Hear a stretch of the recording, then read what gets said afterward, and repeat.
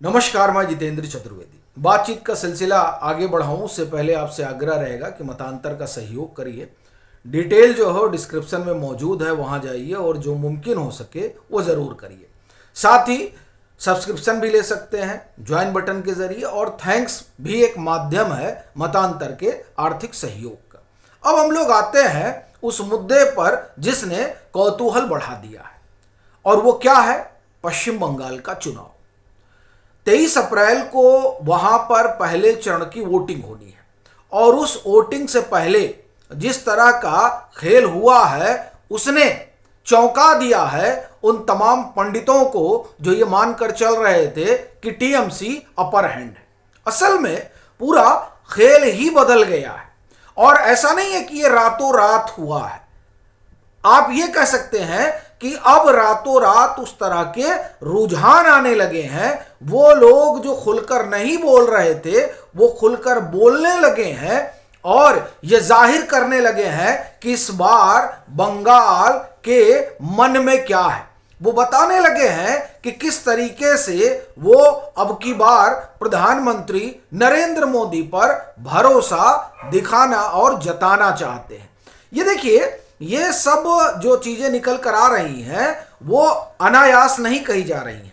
सट्टा बाजार, वहां जो जो आंकड़े दिए जा रहे हैं बीजेपी को, या फिर जो आप एक तरह से कहें कि बंगाल के लोकल अखबार हैं, आप उनको देखिए। तमाम जगह जिस तरह का एक परिदृश्य दिखाई दे रहा है वो परिदृश्य बहुत कुछ बयान कर रहा है। तो वो क्या है? क्या है सट्टा बाजार? क्या वहां के जो एक तरह से कहें कि पश्चिम बंगाल के अखबार हैं वो क्या कह रहे हैं? इन सब पर तो हम चर्चा करेंगे ही करेंगे, लेकिन सबसे बड़ी बात यह है कि आखिर ये जो आकलन लगाया जा रहा है या जो ये निष्कर्ष निकाला जा रहा है कि पश्चिम बंगाल में कमल खिल रहा है, इसकी वजह क्या है? 2-3 कारण है जिस पर हम लोग एक एक करके बात करेंगे। देखिए, पहला और जो सबसे बड़ा कारण है वो बीजेपी की अपनी स्ट्रेटजी, और वो स्ट्रेटजी जो है आप एक तरह से कहें कि एसआईआर। वैसे तो ये एक चुनावी प्रक्रिया है, मतदाता सूची के एक तरह से कहा जाए कि शुद्धिकरण को, लेकिन ये जो मतदाता सूची का शुद्धिकरण है ये विपक्ष के लंबरदारों को क्या लगा कि साहब ये तो हमारे वोटरों के काटने की प्रक्रिया है। तो सारी ऊर्जा इन लोगों ने इस बात में झोंक दी कि एसआईआर जो हो रहा है वो गलत हो रहा है, और उसको लेकर कोर्ट कचहरी में लगे रहे। तो कुल मिलाकर जो इनका पूरा जो ध्यान इस बात पर होना चाहिए कि हमें चुनाव लड़ना है और जीतना है, उसके बजाय इनका ध्यान ये बताने में और लोगों को ये संदेश देने में लग गया कि नहीं एसआईआर गलत है। और पश्चिम बंगाल में क्या संदेश गया कि एसआईआर गलत कैसे हो सकता है?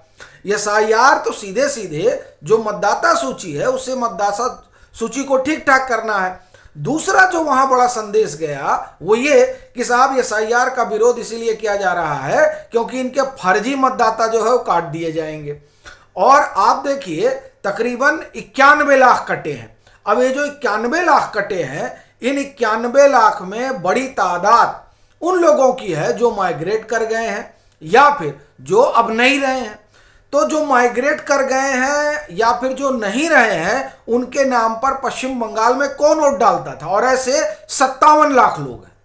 तो ये जो शुद्धिकरण हुआ है, इस शुद्धिकरण ने सबसे पहले तो आप एक तरह से कहें कि टीएमसी की खाट खड़ी कर दी है। दूसरा, टीएमसी की पूरी ऊर्जा लगी हुई थी एसआईआर में। अब जब पूरी ऊर्जा एसआईआर में लगी हुई थी ये बताने में कि साहब ये गलत हो रहा है, तो वहीं दूसरी तरफ वो वर्ग जो इसे सही मान रहा था और मान रहा है वो एक तरह से कहा जाए कि लामबंद हुआ।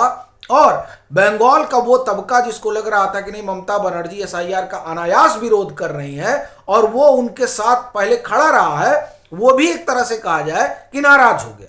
तो एसआईआर ने एक तरह से आप कहें कि 3 तरीके से ममता बनर्जी को डेंट किया। पहला, आप एक तरह से कहें कि उनकी सारी ऊर्जा जो है एसआईआर में लग गई। दूसरा, एसआईआर के विरोध की वजह से वो वर्ग जो चाहता था कि नहीं यहाँ पर जो बाहर के लोग हैं यानी जो बांग्लादेशी हैं वो जाएं, जो न्यूट्रल था वो अभी जो है उसको भी लगा कि नहीं ये ममता दीदी ठीक नहीं करें, तो वो भी खिलाफ हो गया। दूसरा, जो टीएमसी एक इस्तेमाल करती थी, भाई अब इतने ये 57 लाख अगर आप एक तरह से कहें कि जिनको कहा जा रहा है कि नहीं साहब ये नहीं है या यहाँ से चले गए, तो ये इनके नाम पर कौन वोट डालता था और उससे किसको फायदा होता था। तो ये जो चीजें हैं, एक तो इसने नुकसान पहुंचा दिया। दूसरा जो बड़ी मजेदार चीज हुई है, आई पैक वाला क्या हुआ, आई पैक वाले का पैकअप हो गया। पैकअप होने की वजह से इनका एक तरह से कहा जाए कि पूरा मैनेजमेंट हिल गया है। और वो मैनेजमेंट कैसा था, वो मैनेजमेंट बूथ से लेकर और लोगों को बाहर निकालने तक का, ठीक है। फिर विमर्श खड़ा करने का, तो ना विमर्श खड़ा करने में इनके हाथ कुछ लगा है और ना प्रबंधन वाले मसले में ये कोई बड़ा तीर मार पाए। तीसरी जो चीज हुई है कि आप देखिए, आईपैक की घेराबंदी शुरू हो गई थी चुनाव की घोषणा से पहले ही। तो आप देखिए कि किस तरह से पूरी टीएमसी ऐसा पहले तो एसआईआर में फंसी रही, एसआईआर के साथ साथ फिर जब आईपैक पर छापा वापा पड़ा और आईपैक के कच्चे चिट्ठे खुलने लगे, तो इनको लगा कि साहब अब आईपैक को बचाया जाए, चूंकि आईपैक के पास जो है हमारे कई सारे राज दर्ज हैं। तो कुल मिलाकर जो बीजेपी की स्ट्रेटेजी रही, उस स्ट्रेटेजी में टीएमसी को उन मुद्दों में उलझा देना जिसके जरिए वो जो है, जो कहा जाता है ना कि पूरा चुनावी प्रबंधन, वो प्रबंधन ना हो पाए। और लिटरली टीएमसी उस प्रबंधन में पूरी तरह से विफल रही है। और तीसरी बात जो की गई पिछले चुनाव में क्या था, 2021 के चुनाव में डर था। किस बात का, कि साहब ये जो है टीएमसी कुछ भी कर सकती है। और फिर वो डर जाहिर हुआ नतीजों के बाद, और उस डर की परछाई 2024 के लोकसभा चुनाव में दिखती रही। इस बार केंद्रीय गृह मंत्री ने वहां पर उतार दी पूरी बटालियन की बटालियन। एक दूसरा, आप कहें 2021 के बाद से बीजेपी ने वहां लगातार मोमेंटम बनाए रखा इस बात को लेकर कि साहब यहां टीएमसी ठीक नहीं कर रही है।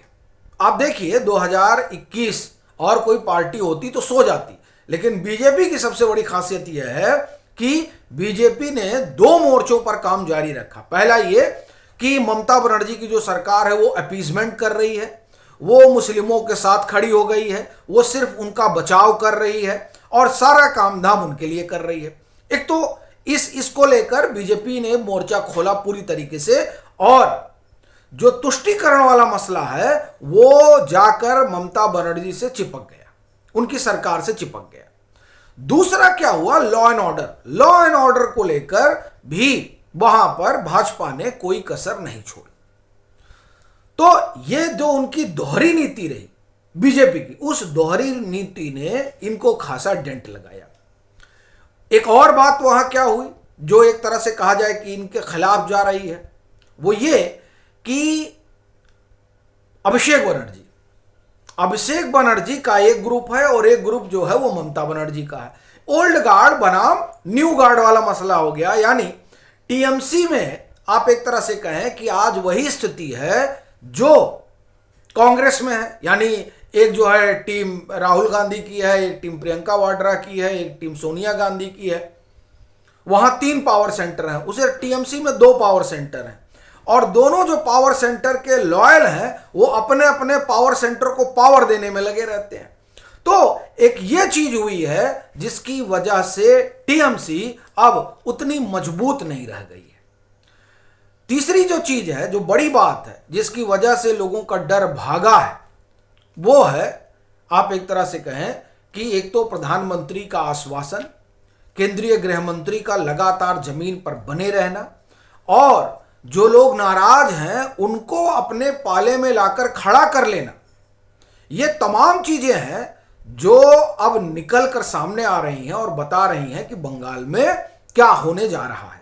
साथ ही साथ जो सर्वे वगैरह आ रहे हैं, चाहे सट्टा बाजार का हो चाहे और तमाम है, कोई भी इस समय बीजेपी को 150 से कम नहीं दे रहा है, और सबका ये साफ तौर पर मानना है कि बीजेपी जो है वो बंगाल में आ रही है।